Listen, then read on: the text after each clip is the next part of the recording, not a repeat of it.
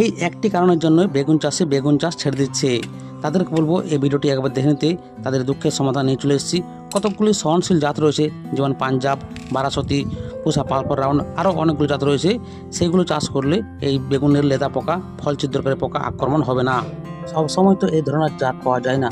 যদি এই ধরনের জাত না পান, সেক্ষেত্রে আপনি চারা রোপণের 7 থেকে 10 দিন পর প্রতি গাছের গোড়ায় 10 গ্রাম কার্বোফিউরান 3G এবং 15 থেকে 20 দিন পর আবার একবার 10 গ্রাম ফোরেট 10G দিতে হবে।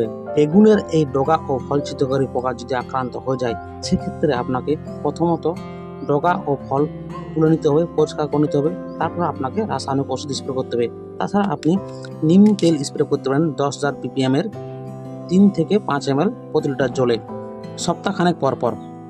যদি আক্রান্ত হয়ে যায় আপনার গাছে, সেক্ষেত্রে আপনি ট্রাইজোফস বা প্রোফেনোফস 1 ml প্রতি লিটার জলে স্প্রে করবেন।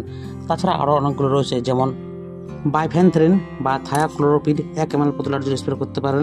ভিডিওটি শেষ তক দেখার জন্য অনেক অনেক ধন্যবাদ। আপনি যদি প্রথমবার দেখছেন তো অবশ্যই চ্যানেলটি সাবস্ক্রাইব করবেন।